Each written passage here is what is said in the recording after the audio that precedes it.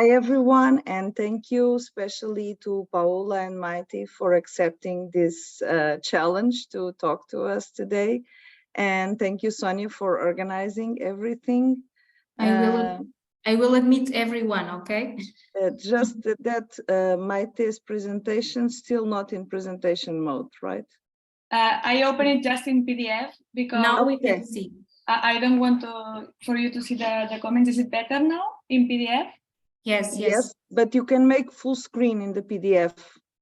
In the upper right corner, you should have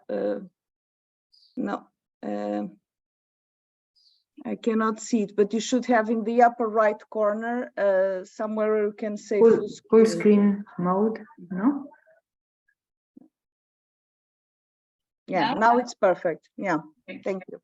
So I will admit everyone, okay? And then we can begin.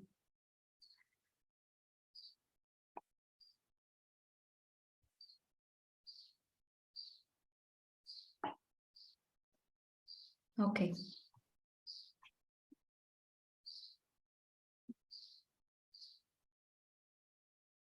Sónia? Ok, we can. Tá sozinha? Não. Já estamos online com toda a gente, Cristina. E eu só vejo assim porque... Já vai vir o resto das pessoas. So good morning, everyone, and welcome to this webinar within the framework of the FOSSAMED project. We will have two colleagues with us today, and these colleagues will explain to us and share their views and their experience in preparing massive online courses and how they can help us to boost higher education online. And this will be important for our FOSSAMED project. I hope you enjoy. We will have some time for questions at the end, or you can put up your questions in the chat wherever you prefer. And we will start with Maite Fernandes Ferrer. Maite is from the Universitat Oberta de Catalunya, and she will speak to us today about open and massive online courses and the role in online higher education. Maite, thank you very much again for accepting our invitation and for your availability to speak to us today, and the floor is yours.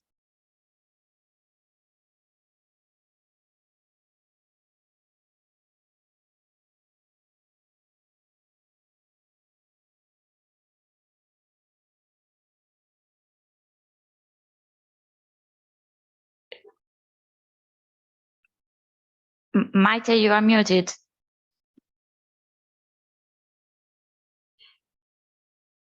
Now? Yeah, now we can hear you. Thank you. Thank you. I was saying that thanks a lot for the invitation, and that I'm so happy to be here in order to share a little bit more about MOOCs. First of all, I'm going to start with a little presentation about MOOCs in higher education. So in recent years, the need to rescan distance education as a future strategy for higher education institutions has been called for. And in this context, massive open online courses have generated like a great interest as agents of change in higher education.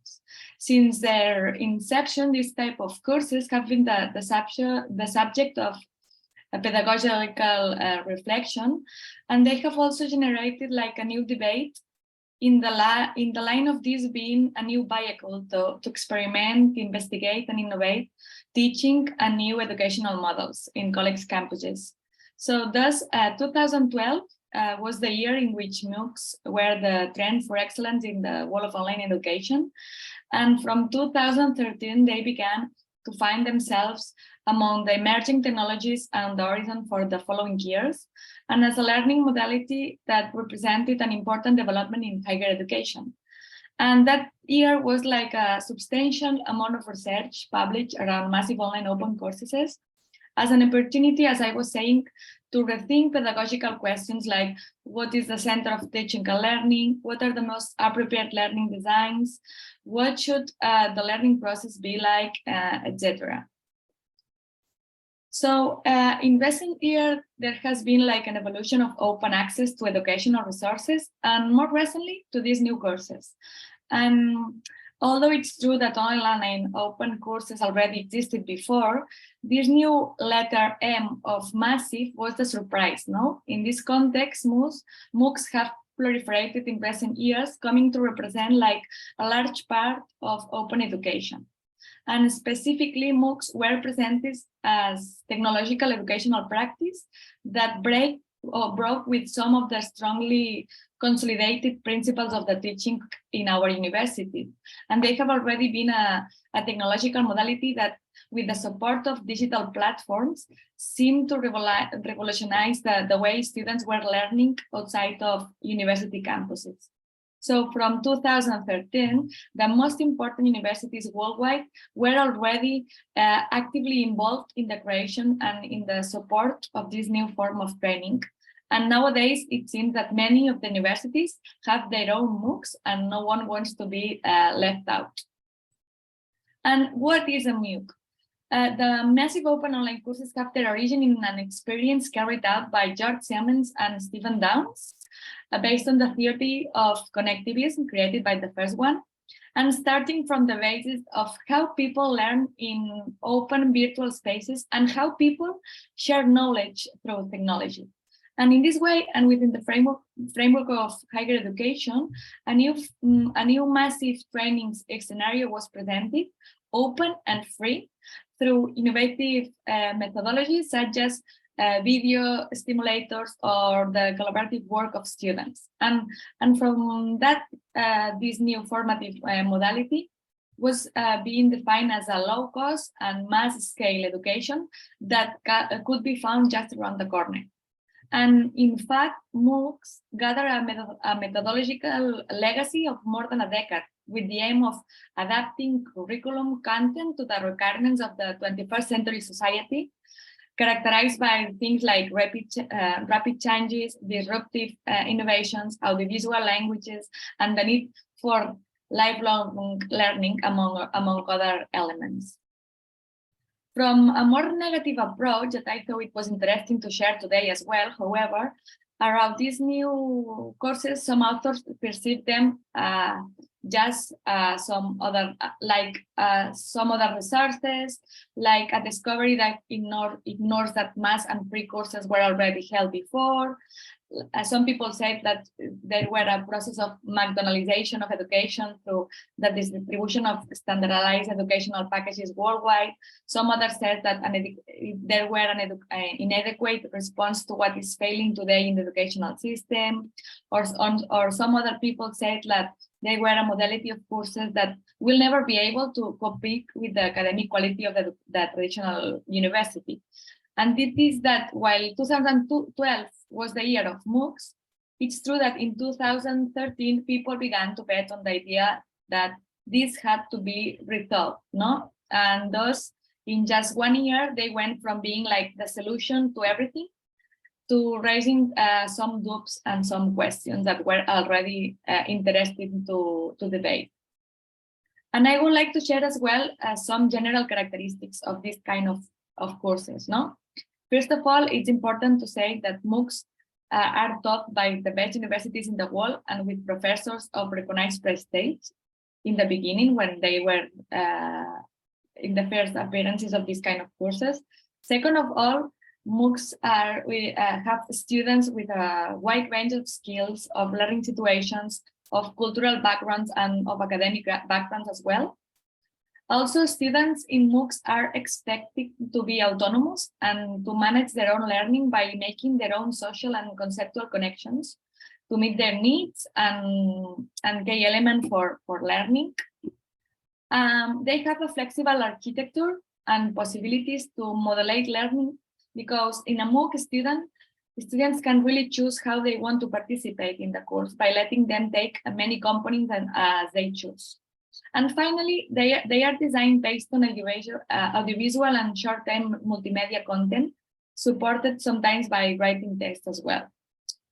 Also, the teaching of open and massive online courses is true that it's constantly evolving. No? These courses can be considered considered like a new self-learning space where you learn from and with the participants who make up this community. The teachers, it's true that they provide like a series of contents initially, but these contents are complemented by this whole community with different resources, being images, quotes, videos, master classes recorded on video, external videos, online discussions, forums, even articles, supplementary readings, networks, presentations, infographics. So it's like a small self-assessment test that can be carried out in a quick format as well after seeing all these kind of resources. And in a MOOC, the methodological strategies can be linked from the reproductions of content to the analysis of and resolutions of cases. And finally, talking about their characteristics, as a characteristic, it has to be said that as a result of the appearance of this type of MOOCs, a series of companies appear, such as Udacity, edX, and Coursera, that they were like platforms through which MOOCs were usually offered by these prestigious institutions or universities. Also, I would like to talk about the typology of MOOCs. MOOCs had evolved, and these evolutions finally take place like in two typologies that appear. Well, those are the most famous one, we could say. These two trends or typologies were known respectively as CMOOCs and XMOOCs, and were presented as different paradigms with different teachings and learning processes. Here you can say like the first one that is based on online learning, we can say, and on collaborative work and tasks that emphasize the psychology of connectivity created by Siemens and Downs, and that they are based on a student-centered pedagogy where students learn from each other, like I was saying, and assume the role of student and teacher so that they engage and share information in a unique teaching and learning experience. And then we have the second one with basis in the contents and related to the traditional courses developed in places like Stanford, with many students working on a more traditional model of information, learning activity, evaluation, and repeating the circle one and one again. And with goals that were the ones seriously questioned from a pedagogical point of view, like I was saying before. And then I will also wanted to talk about the student profile. There are many factors that influence students' motivation to enroll in an open and massive online course, such as future economical benefits, professional and work development, because of their accreditation, the development of knowledge, skills, and competence, the expansion of academic training, also personal challenges and successes, the participation in these courses for just pleasure, curiosity, Also, other reasons for students to enroll in courses like MOOC could be like the fact that they are free courses, as I was saying, or the students wanting to experience or explore taking an entire course online with thousands and thousands of other diverse students from around the world, and with the possibility of interacting with them and with the instructor, as a social experiment. Also, the curiosity of the learning model, or just for entertainment, fun, as a hobby. Also for the ability to gain knowledge about a topic or about a specific topic without particular expectations of the course or of completing or successing in the course. So this is one of the reasons that led students enroll in this kind of courses. And from that, which type of participants we can find in a MOOC, So these reasons that I was talking about lead to a wide variety of classifications to the type of participants in a massive online open course. For example, among some other classifications that we can find in the literature, some authors identified four exclusive group of students. We have the first classification, which is those students who only register and do not have access to the course. Then we have like the second classification with those who only see less than a half of the course material. Then we have those students who only explore the course by accessing more than a half of the MOOC material, but do not get a certificate of completion. Then we have those accredited users who obtain a certificate or completion, so they finish the course. Also, in a MOOC, the role of teacher is important to discuss, because it's quite different than in a other more traditional way of teaching and learning. So the appearance, immediate diffusions and evolutions of MOOCs means the emerge of new teaching tasks that teachers began to take on. And in this context, it's true that there were different roles emerging that teachers began to assume in the teaching development, no? Such as, for example, the creators and disseminators of content for learning. Also, we have the tutors and advisors, no, for understanding of concepts and processes and the significance for learning and the applications of knowledge in practice. Also, we have the assessors of student learning. We have as well the counselor, no, to guide and to facilitate the achievement of training objectives. And we have the certifiers of competence through the recognitions of all type of credentials, as we are going to see at the end of the presentation, including university degrees, etc., among other tasks that were emerging with the creation of this kind of courses. And also, I think that it's important to talk, when we are talking a bit about this kind of courses, about the assessment of this methodology, no? The current assessment systems in a MOOC, or the most common ones, are like multiple choice questions, peer assessment or P2P test, and automated assessment. Other assessment frequently proposed in a MOOC is based on activities, exercise, exams, projects, tasks, or assignments. The problem of providing individual feedback and making interaction with teachers, it's possibly the thing that became extremely difficult in a MOOC because of their scale. We were talking about massive, about this M that represent like a lot of students, which ended with this difficulty of giving individual feedback to students. And in this line of this kind of difficulty in a MOOC or in the assessment in a MOOC, there are more and more proposals, such as, for example, those links to learning analytics. So in recent years, learning analytics have been born with the challenge of how to work with a wide range of data, like the one that you can obtain with a MOOC, with the commitment to give value to students and to give utility for understand and optimize their learning and the environment in which it takes place. So learning analytics, together with other advances in data processing, could allow obtaining information about students in the MOOC to adjust the improvement of the educational intervention, to improve the performance of the students, and in addition to improve their satisfaction or the educational program in general. So in conclusion, I would like to say that the use of learning analytics in open and massive online courses, where we find this huge mass of students, it could be like a pedagogical aid parameter, no? Even to provide this missing feedback to students that I was talking about. Also, another thing that is characteristics in a MOOC is the thing that I was telling you about the certification and accreditation. Although some students, as we were saying, used to show that many students in MOOCs were not interested or are not interested in any type of certification or in gaining any academic credits, the forms of accreditation in a MOOC are many. They're from payments by certification to various levels of payment according to the certification, etc.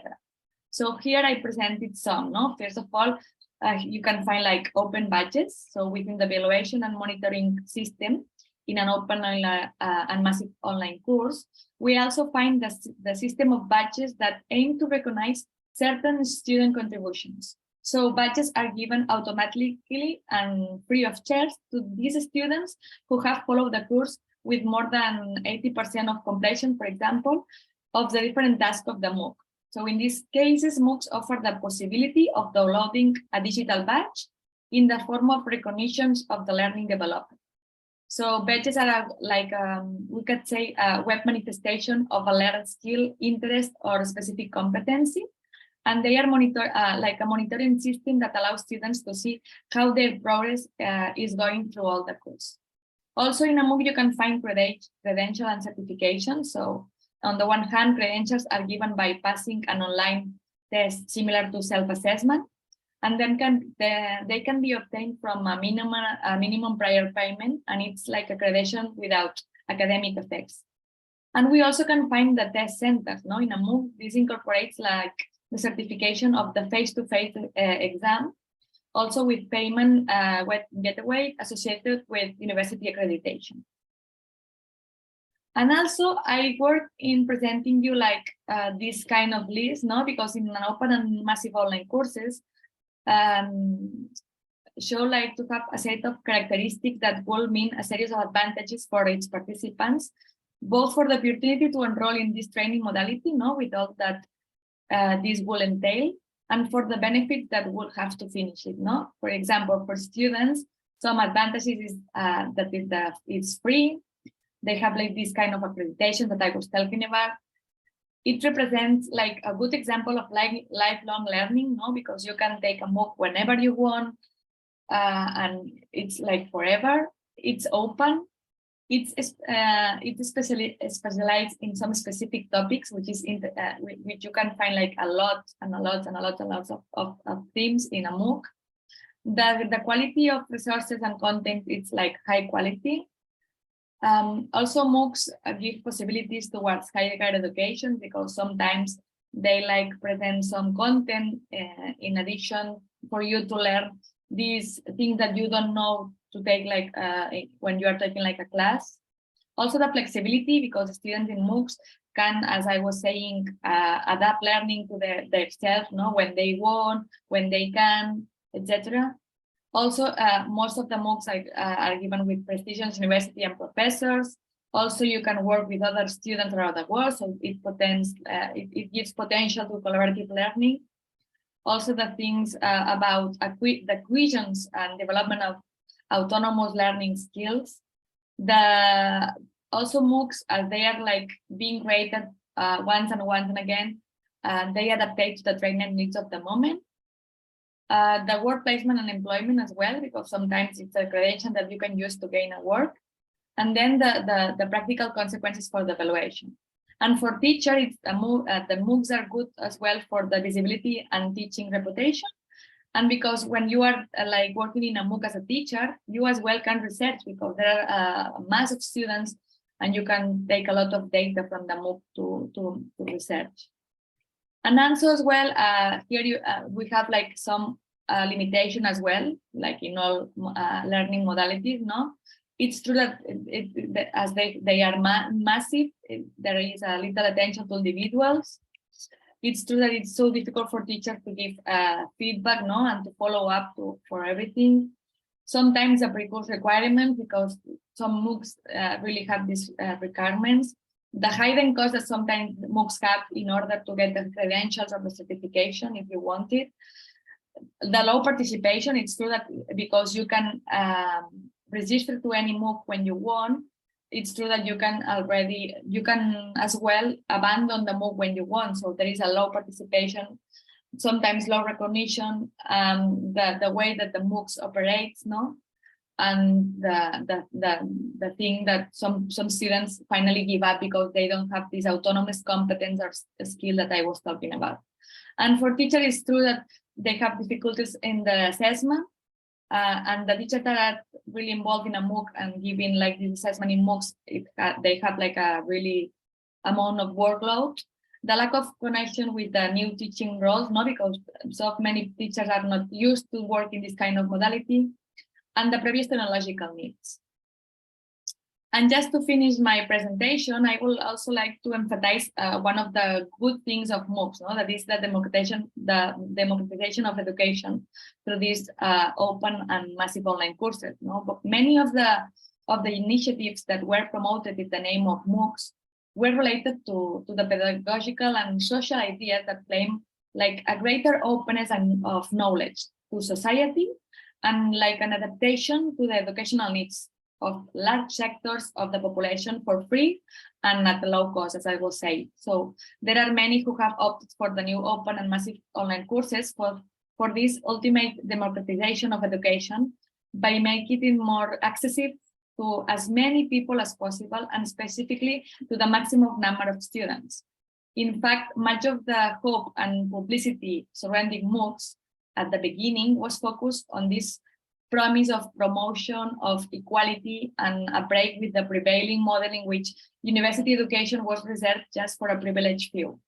And on many occasions, these have been sold as courses for students with little access to higher education, for gender equality, for unemployed citizens, and for those who, for many reasons, have not the opportunity to access to higher studies. So in this sense, many experts have placed this training modality in the philosophy of democracy, social justice, the expansion of knowledge, and the construction of collaboration. So I'm saying that the opening of these new resources for learning makes it possible to bring knowledge to any corner of the world in an immediate, affordable, and available way for all who want to learn, regardless of their temporal or geographical location. So even universities, institutions, and governments have sometimes realized about the need to support MOOCs with the aim of providing this education for everyone. And this will be my first introductional part to know a little bit more about what are the MOOCs and their role in higher education.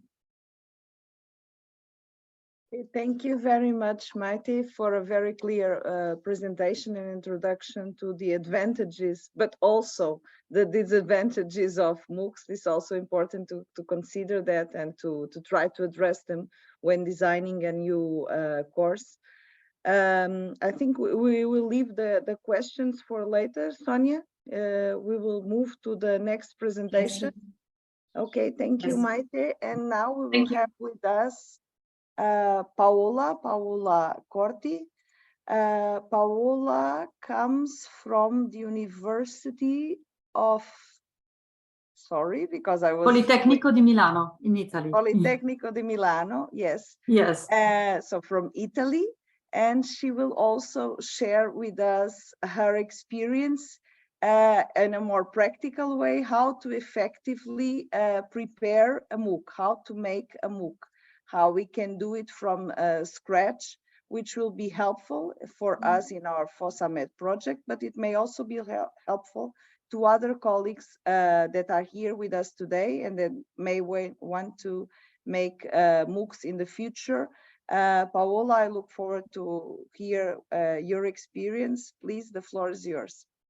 Thank you, Marta. And thank you, Maite, for your presentation just before mine, because I agree with most of the things that you said in relation to the advantages and the challenges that MOOC presents. Also, in our experience, we experimented many times the same challenges.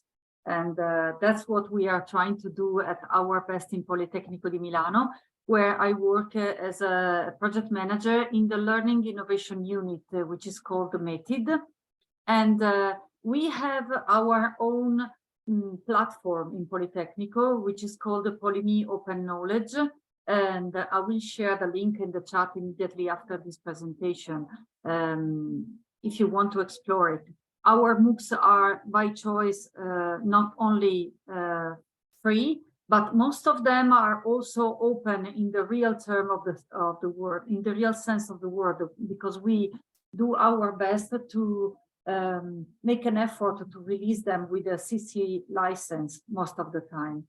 And we are very proud of this, because this makes them reusable by other universities and by other people, or adapted also in most of the cases. In our PolyMe Open Knowledge platform, we have more than 100 MOOCs now, and a variety of topics. Some of them are related to soft skills, some others are very technical. Being as a Polytechnic university with engineering, architecture, and design, you can imagine how deep some of our professors can go with the technical subjects. And we also develop some MOOCs internally when they are focusing on teaching methodologies, learning opportunities, and pedagogical approaches. So you can have a look at our MOOCs and have your own idea about them. We have different target users. We have MOOCs for students mainly, where we try also to refer to specific level of their university learning path, but also that goes beyond that. And we have MOOCs for all citizens.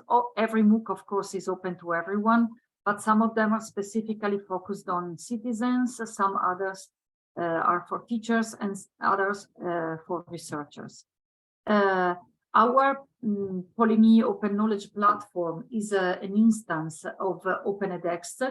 edX is the platform that is in use worldwide, created by the Massachusetts Institute of Technology, which released the code in an open source mode so that we could adapt it to our own need.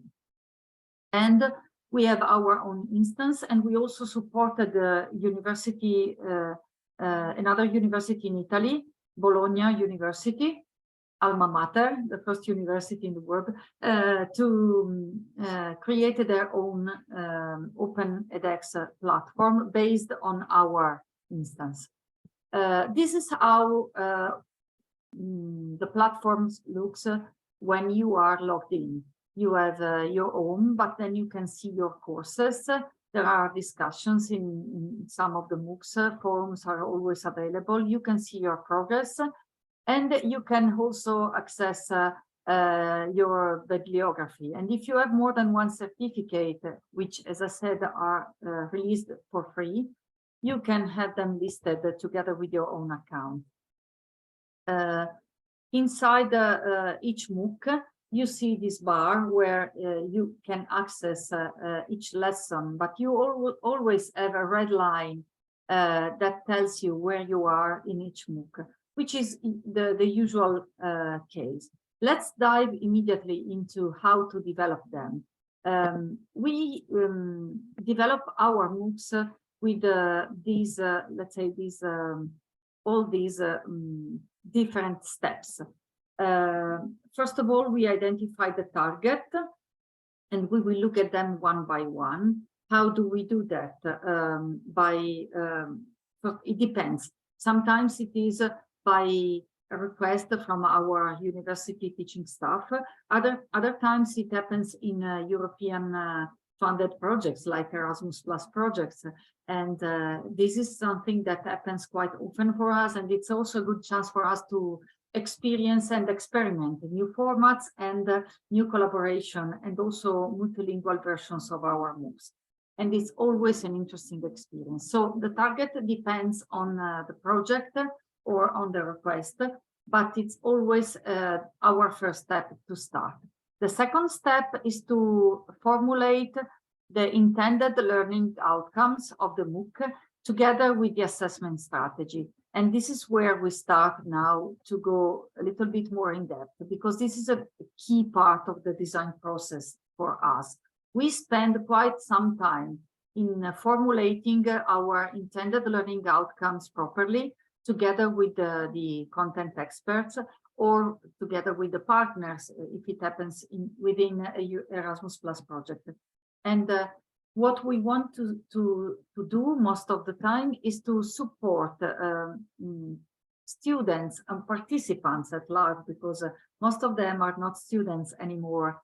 They have many roles, to immediately foresee what they will be able to do after participating to the MOOC. And we start from the Bloom's taxonomy that you might have recognized here. But to formulate the ILOs in a correct way, we always start with their performance in mind, and not in the sense that we want to somehow promote a culture of competition. Maybe it's more often is the other way around. We promote a culture of collaboration, but we want participants to have in mind what they will be able to do afterwards. So we usually start with the verb. Look at this example. The student will be able to argue, for example, and then we have the object of the action that is intended. So in this case, continuing the example, the students will be able to argue the different causes that led to World War I. And then we add something related to the context, because learning is contextual if we want it to be connected to experiences. So you see that In this case, we added in a discussion conducted in small groups in front of the course students. And there are ineffective ways to express the intended learning outcomes and other ways that are much more effective. And so that's why we spend some time here, because this part of the work in designing a MOOC helps us and the content experts to focus also on the assessment strategy they want to use to verify whether or not participants achieved the outcomes, and maybe also to find ways to support their learning process with the formative assessment strategies, which is something that we are very keen to use in our MOOCs. We start from different verbs, one per each stage of the level, of the Bloom's taxonomy. And you see here some examples. We often use those tables. This is a short one, but we have a longer one because if the MOOC is focusing on technical contents, sometimes it's easier to formulate the intended learning outcomes properly. Otherwise, if the MOOC is related to a content that is focusing on soft skills, or let's say a wider range of outcomes that might be achieved, it's more tricky to formulate intended learning outcomes in a very effective way and contextual way. So those tables help us and our content experts to think about the intended learning outcomes properly. And then we choose the methodological approach. This is a very interesting and fun activity to do, because we decide whether we want students and participants to start from practical experience, or in some cases, the story of an experience. Imagine something like a MOOC about chemists. It's difficult to recreate a laboratory experience within a MOOC. So sometimes it can be very helpful to rely on stories and previous experiences and tell the story step by step with achievements and challenges and failures, like it was the practical case studies to be analyzed. And then we ask participants to think about it, reflect, and suggest possible solutions or alternatives. Other activities can be observation, or we start with questions, or we start with a practical problem, which is very helpful to connect the theory to the practice of real life. If you are an adult learner, sometimes in your daily life, you are more keen to face problems and look for solutions than to, I don't know, go through theoretical path to explore a concept. So sometimes also for more theoretical MOOCs, it's helpful to start with a practical problem to be solved and then enlarge the context to a wider series of contents to be proposed. And we also analyze some case studies.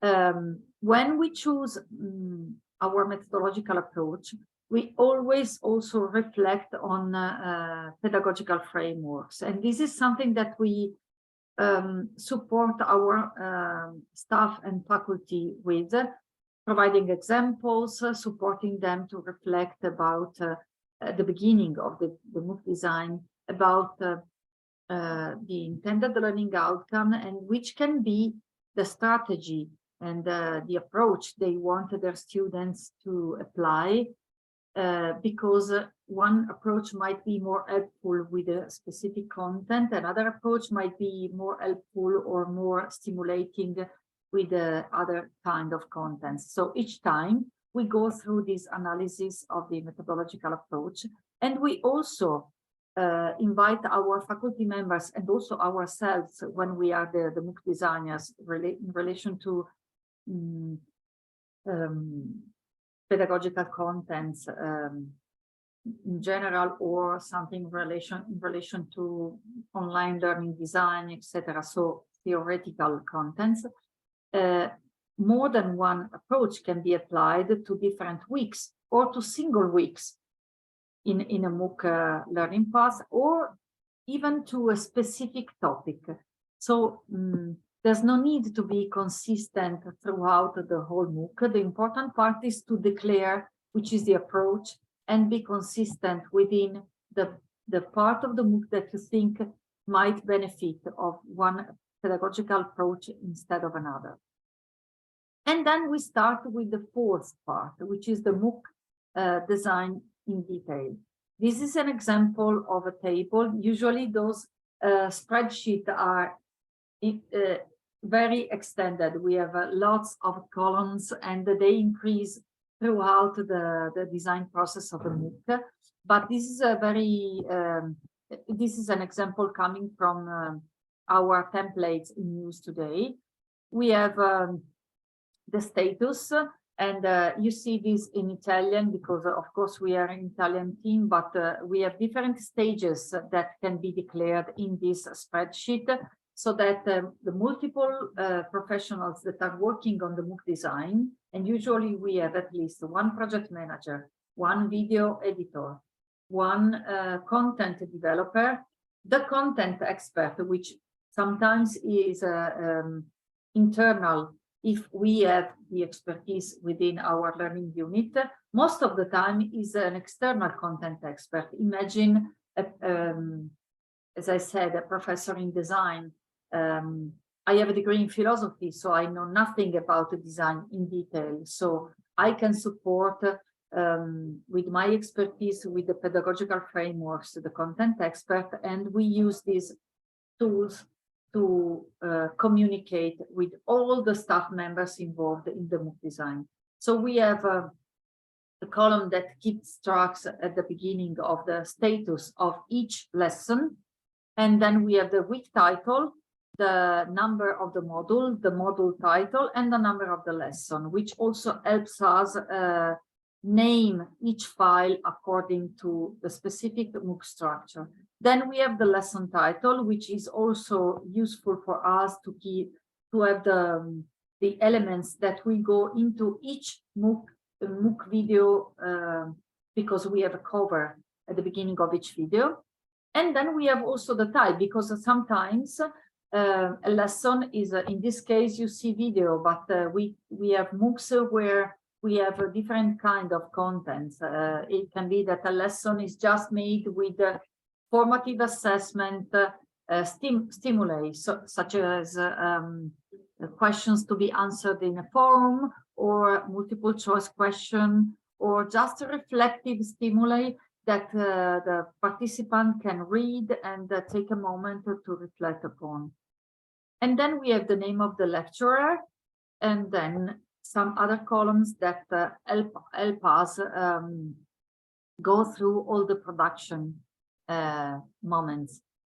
So as I said one moment ago, we not only use videos, but we also have text in our MOOCs. Sometimes we have infographics.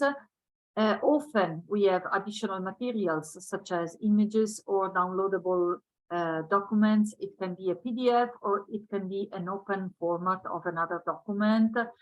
It can be a word cloud, or it can be a file with an example of online exercises that one teacher can download and adapt to their own needs. So it really depends on the MOOC and on the subject of the MOOC. Just to provide you a present example, I've been discussing before this webinar about a MOOC related to academic integrity, and we were thinking about the best way to convey some messages related to how to quote properly. And we've been discussing with the video editors about a very long video that we didn't want to have in this long format, and we were discussing about different creative ways to convey sometimes odd content because if you think about integrity and quotation, it's very technical, to support students without making the video either too long or too boring.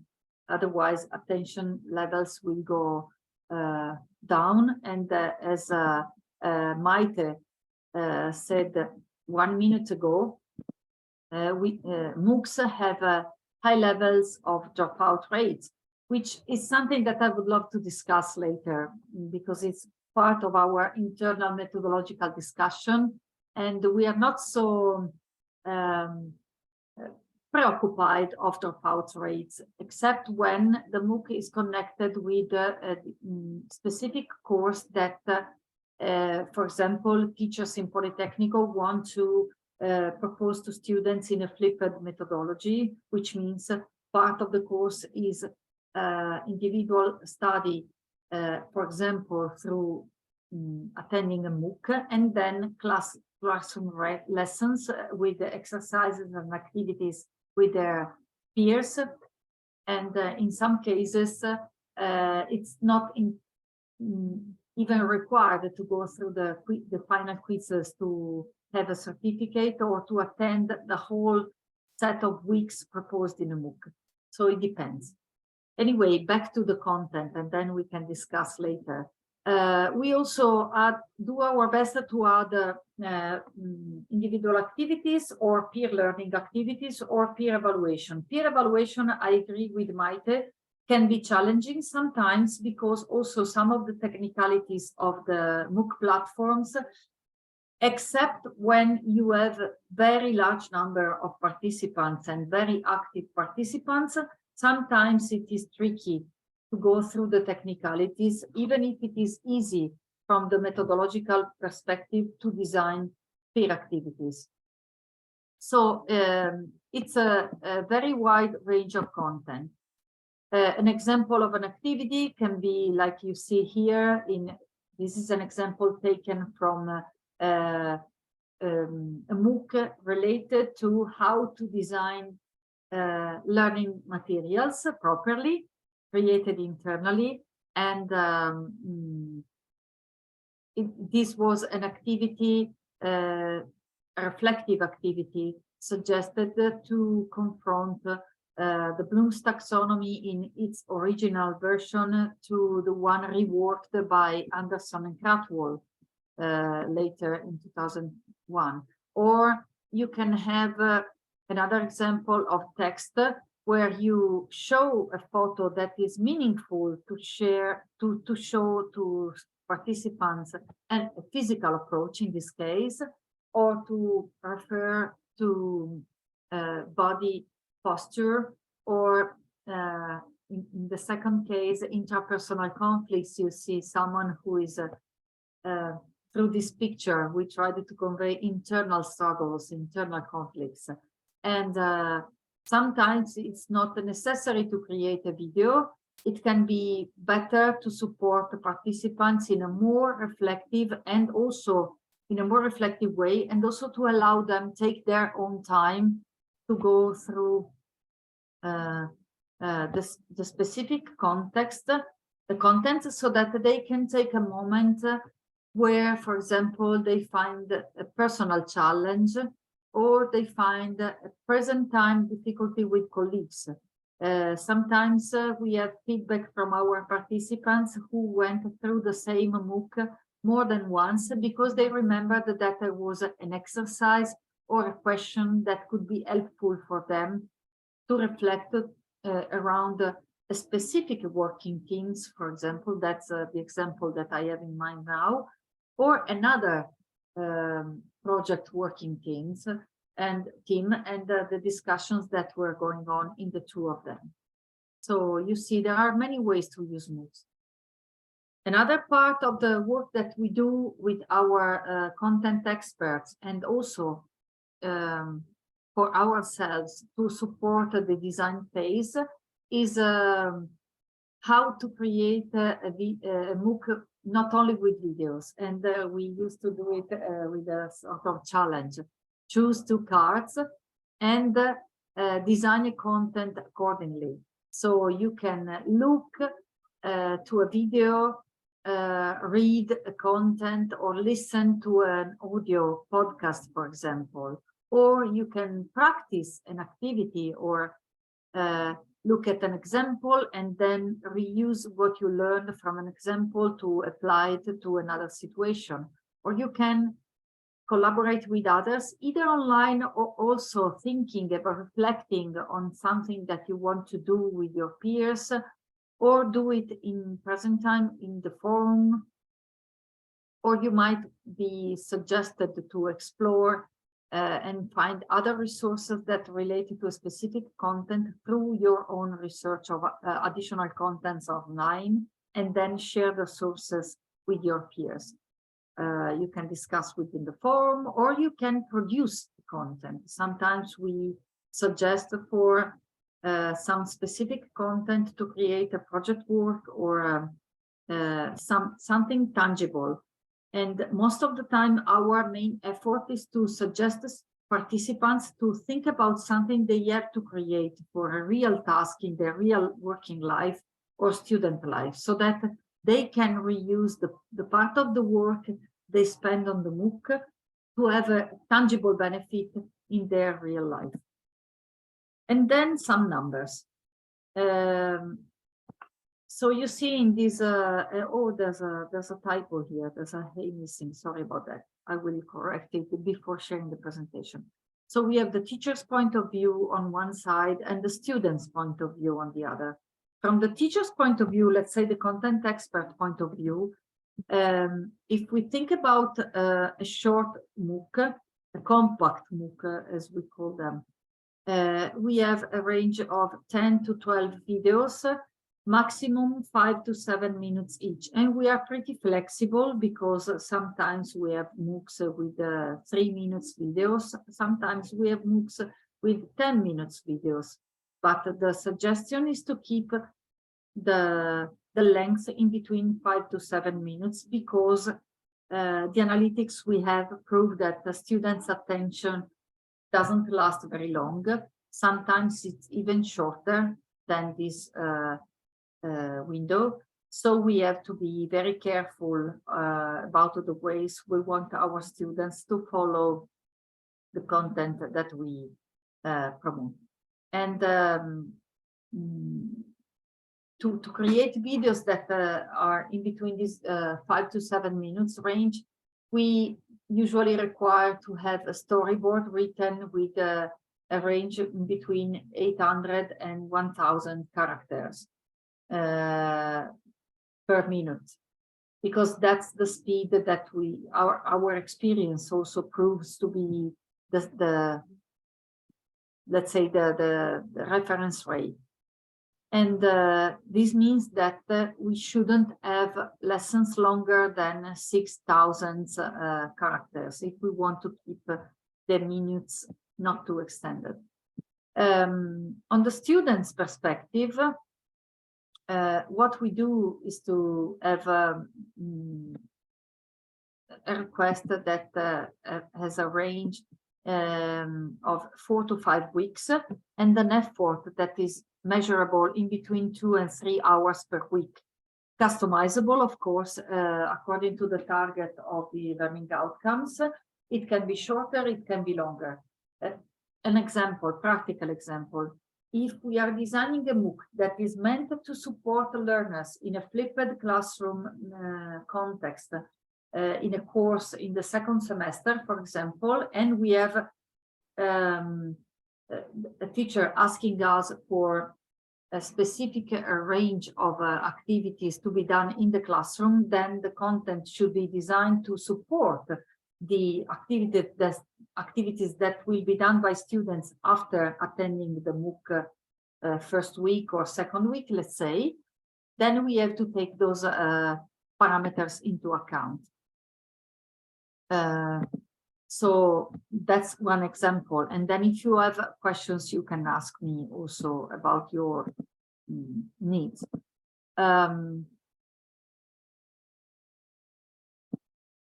Okay, so now we have the MOOC index. Next step. Okay, we have the MOOC index with all the weeks, the modules and the lessons, and we decided what to record. We wrote we decided in the draft version of the MOOC index how many videos we want, how to alternate the pedagogical approaches according to the learning outcomes that we designed at the beginning. We also shared with our content experts some data, some numbers related to how long should they prepare the storyboards in order to come to us and record the videos. And we asked them also to make an effort not to put all the contents in a video format, but to think also about other contents. It's time to have an appointment to create the prototype and to produce the content.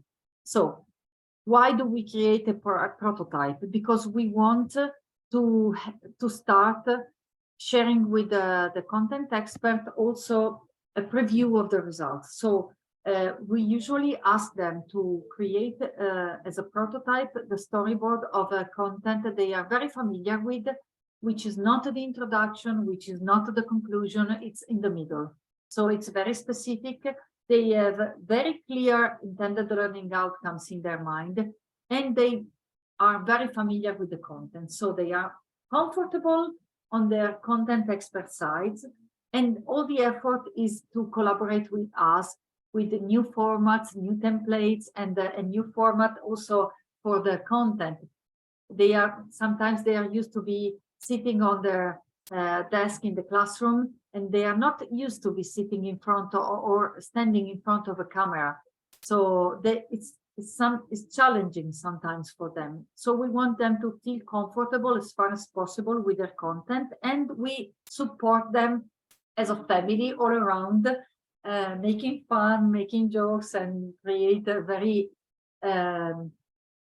informal context to make them feel comfortable. So we define the storyboard model, and then we choose the lesson for the prototype so that when they come to the studio to record it, they have all the support that they need. And then we show them some formats, some video formats that they might be willing to use according to the content. You see here a couple of examples with the green screen in the studio, then used to create a full-length figure immersed in an architecture environment, or half-length figure with in this case a chart in the background. Both of them realized with the green screen. Or we can have a format where we have someone writing on a transparent whiteboard, or something like the teacher sitting, and then the camera put above, in the second example, the camera above the desk, so that we can record what the teacher is writing. So the teacher, the content expert, has to prepare a storyboard, and if he wants to think about the visual communication, he can also prepare some slides.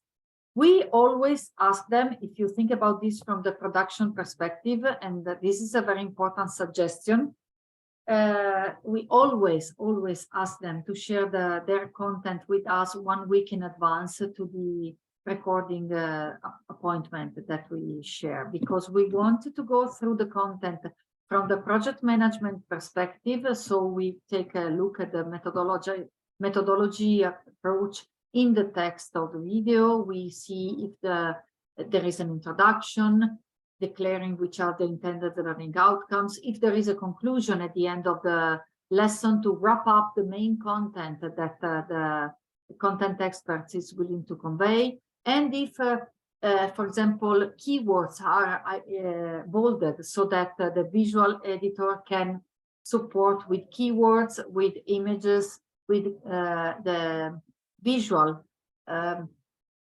elements that can support the participant in the MOOC to understand better the content.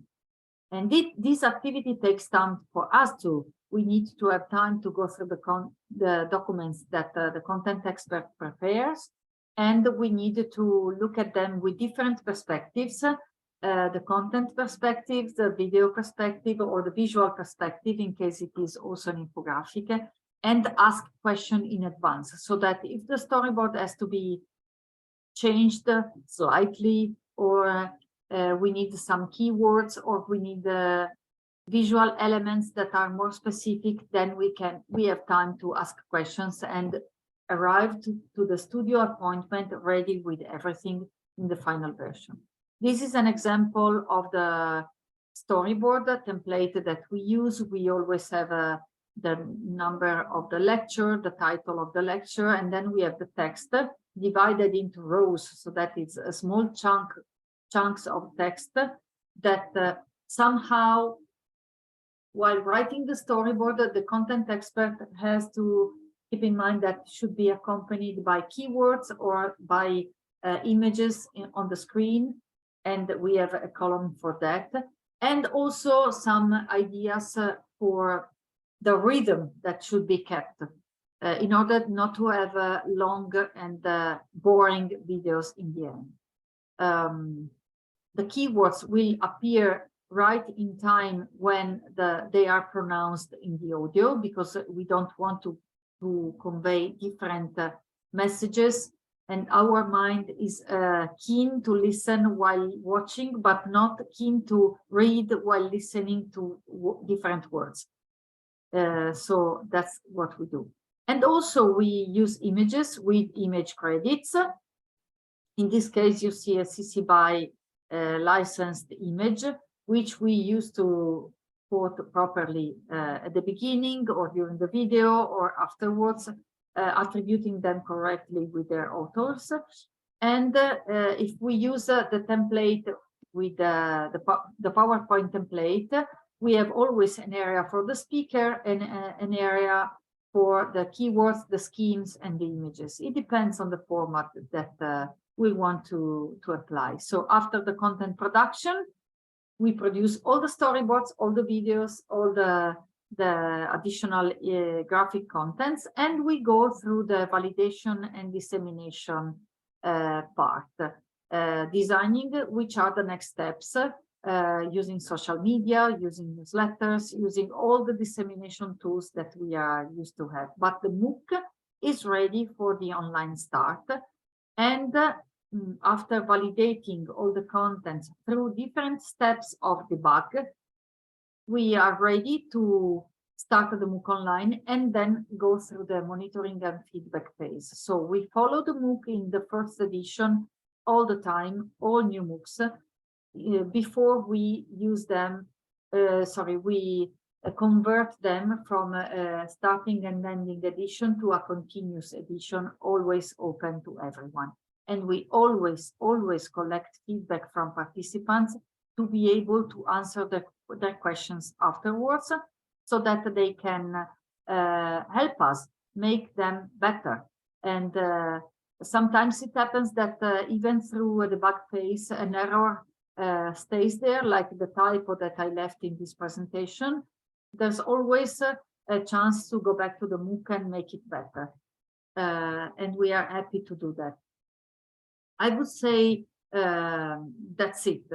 When you have to start, then the first step is to start from the target, to have a clear and short scheme of the target, the MOOC short description. Why do we want to do this MOOC? Who are the main people that we have in mind while designing it? Which are the intended learning outcomes, and how are we going to support participants through assessment activities to verify if they achieved them or not? Then the index of the content and the name of the teacher or the teachers, because through this question, sometimes our content experts realize they are welcome to invite guests or to let people who have interesting case studies to present them with their own voice. And we agree on a prototype date so that we have the first appointment for the studio. Otherwise, sometimes faculty members are very, very busy, and it's difficult to find a date afterwards.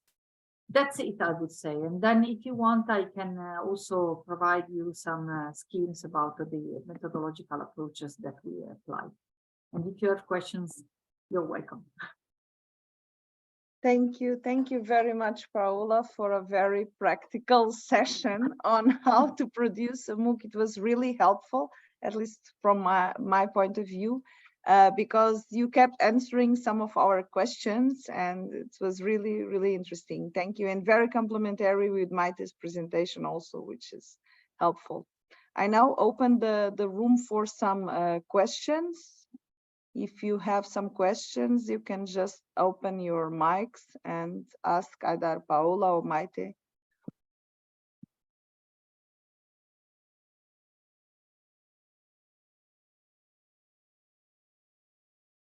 Sonia, if you can see if there are some questions popping up, because my video is not working. That's why I see you are frozen. you can hear me all the, yeah. Yes. No questions on the chat.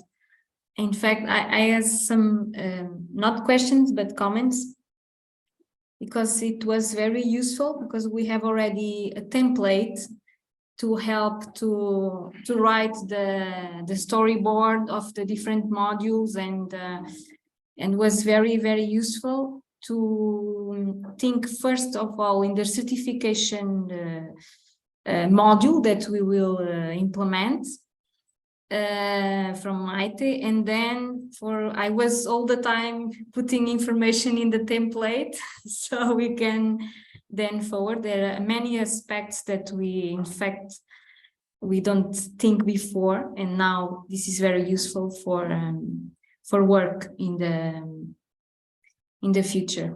Thank you so much. Questions? Yeah, well, it's not a question, but it's also a comment and also a question I had at the end. I also wanted to thank both of the speakers because it has been very enlightening. We are about to start this adventure to create our first MOOC for most of us. So it's gonna be a real challenge. I think we are a very large group of institutions, and I wanted to ask you what's your opinion on how difficult it's gonna be to coordinate teachers and experts from at least 6 different institutions from different countries. And also I had a second question that I was curious to know. So it's a huge effort to create a MOOC. And I was curious to know what's your experience on how long does a MOOC last? I mean, how many courses or years is the MOOC offered and open to participation? And how long does a MOOC live? So maybe 2 questions. Maite, if you want, I can start. Okay. No, you can. Okay.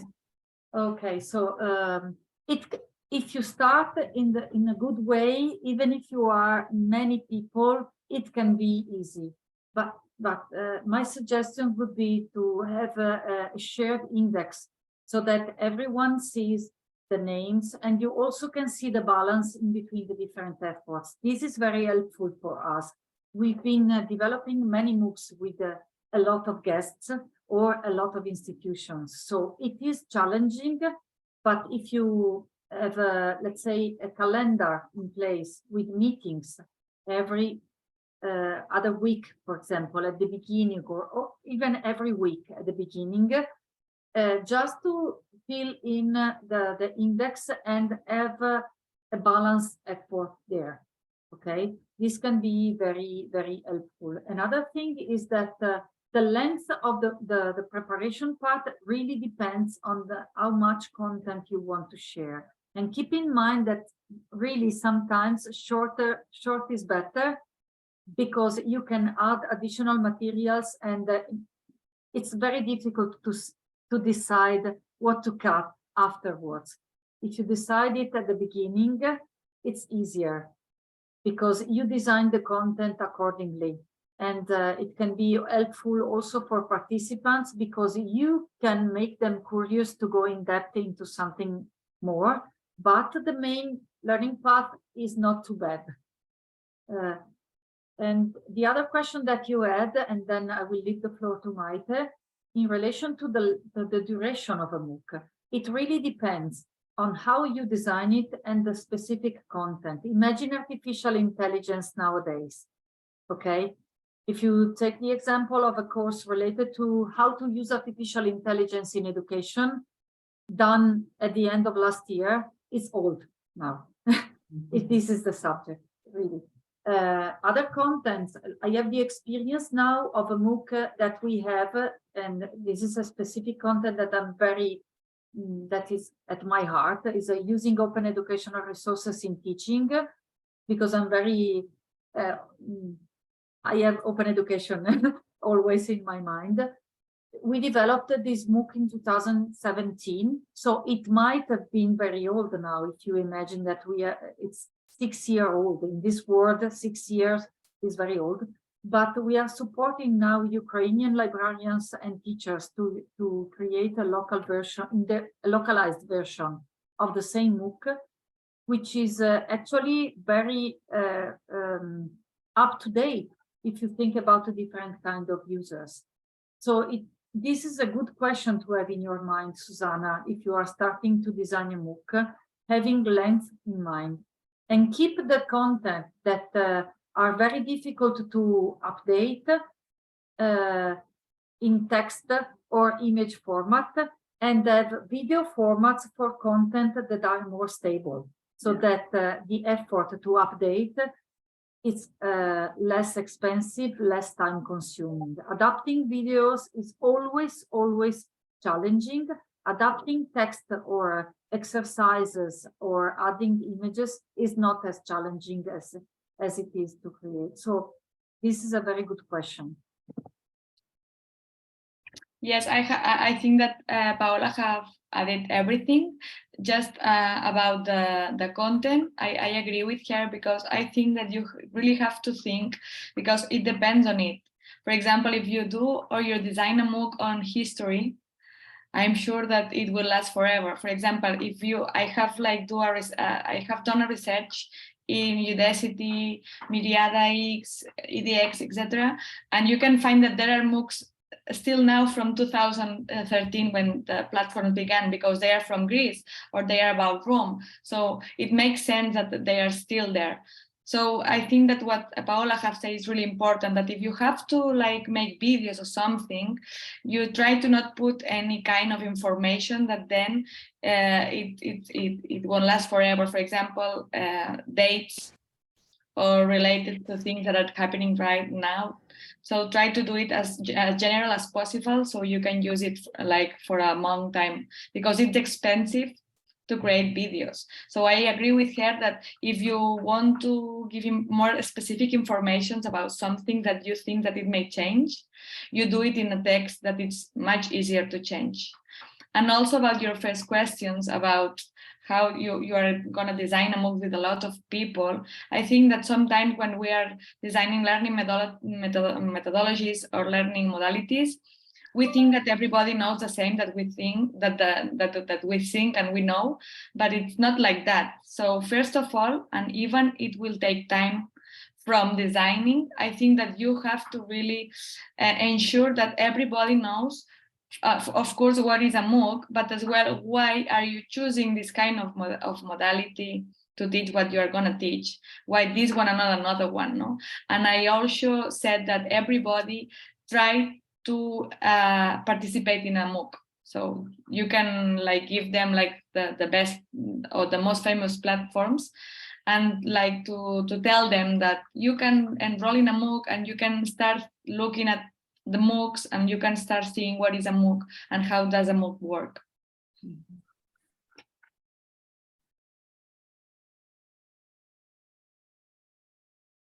Do we have any further questions? And thank you, Susanna, for the question. This was one of my questions, actually.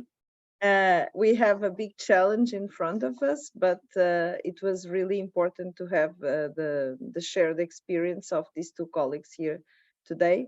Does anyone else have some questions now? Maite and Paola will share their materials with us after the session, and Sonia will also upload together with Ludovica. They will also upload the recorded session on our webpage. So for those of you who weren't able to be with us for the whole time, you will still have the opportunity to follow us later. May I just add another comment, final comment, sorry, because I forgot before.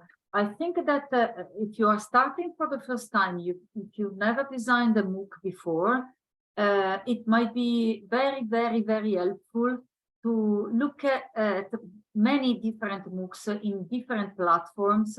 Also, just going very quickly through them, just to have a preview, and then dive deeper into what you think might be close from the content perspective to what you have to design.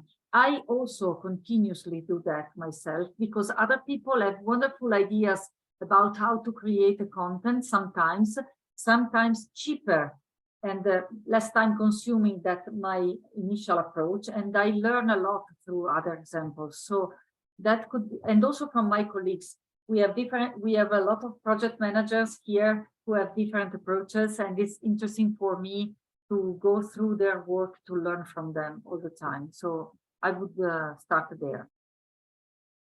Thank you. We have begun for this Thank you already again, Paola. Yeah. some months ago to see Marles, and thank you. So any further questions?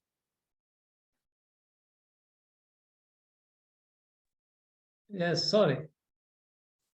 Yes. Hello, Abdullah. everybody. Hello. Hello, Marta, Susanna, and Hi. Ludovica, and everybody, Sonia also. Yeah. Please, I would like to ask about the possibility of using some photo or graphics from papers to use them in courses in developing this MOOC. Do we need, for example, only to use the link or the reference, the origin of the figure or the tables of data, or we have to ask for the authorization from the author, the original author of the document? Do you understand what I mean? Yes, I can start. As a, Yeah. Maite, please. I mean, okay. out of enthusiasm. First of all, that's how I... Yes, but I have, first of all, to thank you for your excellent presentation about how to prepare MOOC, because now I am working, I am studying, I am trying to find how to develop a MOOC. I am following other MOOCs in the internet to wonderful. see. Yes, it's very interesting what you did for us. Thank you. Happy if it was helpful. I think that Maite agrees. I mean, we are here for you. So, very interesting question. What we do is usually to check document by document or photo by photo, picture by picture, paper by paper, which are the terms of use.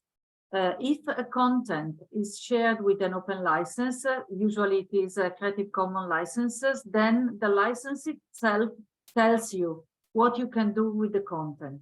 So if you can reuse it in any way possible, if you can reuse it only for non-commercial purposes, if you can reuse it only by not changing anything about it, okay? But if a content is shared with all rights reserved, you can't do anything without asking for permission, okay?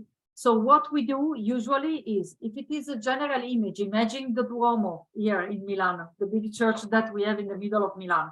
If we are looking for a photo of the Duomo, it's very easy to find a photo shared with a CC license, which makes our life easier. But if we have a specific content in a paper of an engineer who published something with all rights reserved, our approach is to reach out to the person, to the author, or to the rights owner and ask for the permission, listing all the ways that we are using the content for.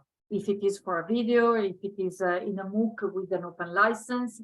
And of course, if you, or even if you decide if you are working in a European funded project, all the outcomes are requested to be shared openly. You can always say, except where otherwise noted, in relation to the whole MOOC, and add the specific term of use of that chunk of content that you are referring to with a specific license, or like, for example, with permission from, or kindly, the permission kindly granted by, you know, a formula that you share with the rights owner, so that you have their permission, and you have to keep proof of the email or the document where they gave you the permission, through which they gave you the permission. And usually I have to say, I am a fan of open education, as I said, which means also openly shared materials, but it happened to me more than once, and to my colleagues more than once, to ask for a specific permission. And usually authors are very happy to give the permission for educational purposes. So it's more difficult to wait for their answers than to have the permission.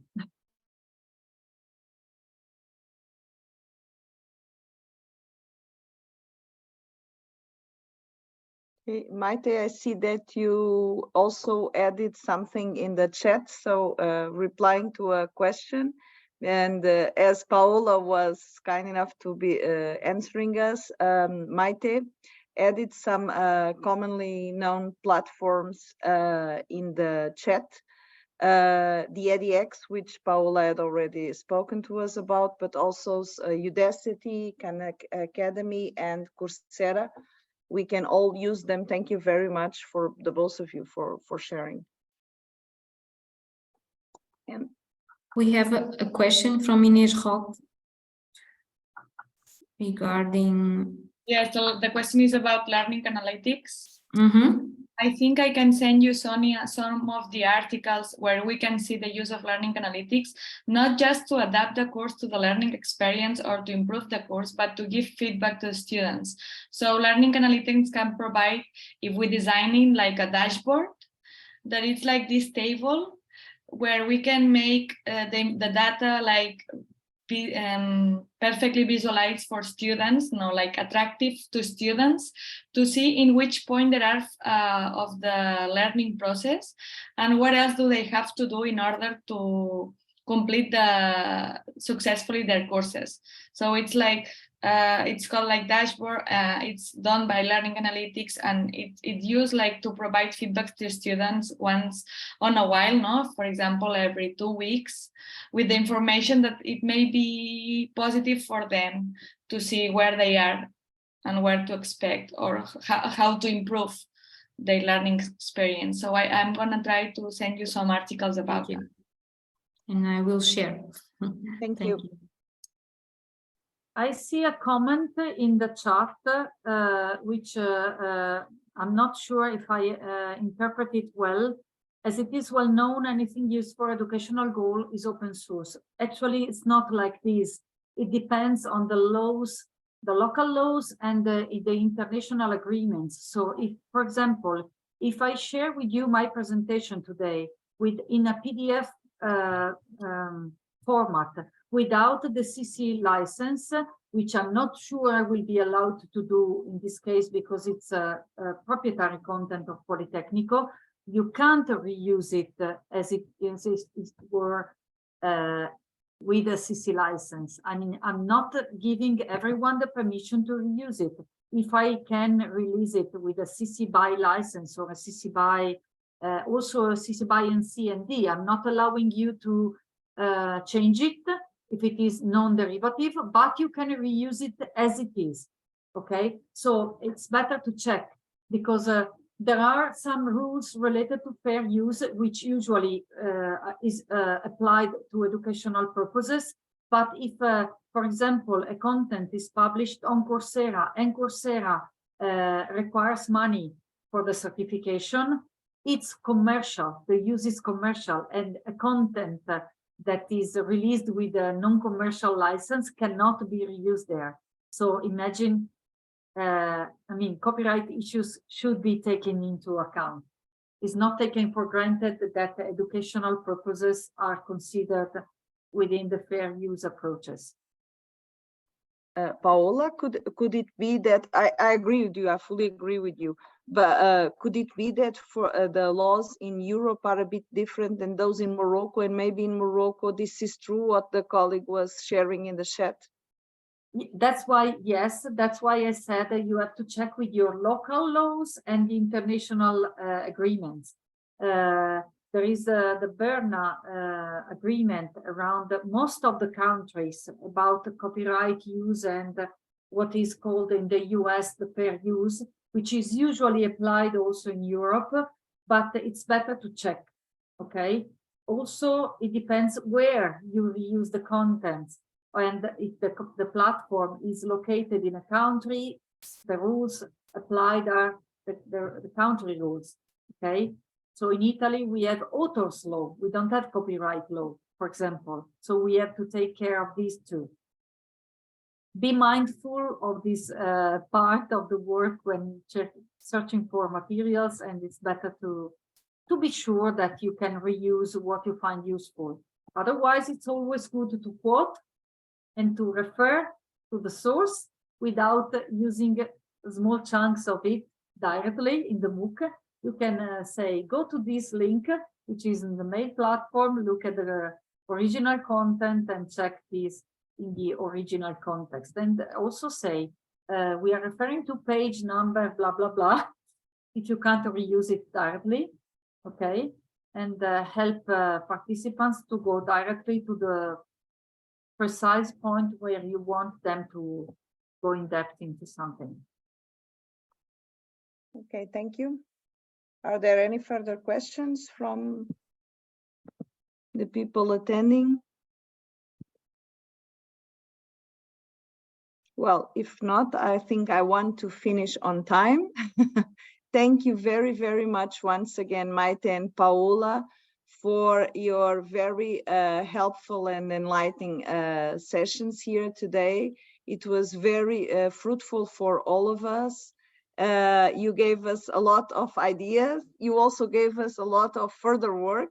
So you gave us new ideas to think about more work, but I think it was really helpful for all of us. And as Susanna also already said, we have a big challenge in front of us, and it was helpful to be able to share this with someone like the two of you who already have this experience from years. And it will be very useful for the FOSAMED MOOC, and I hope that we can share with you our project in a short while. Thank you very much again for accepting the challenge and for having here today. Thank you. Thanks a lot for the invitation.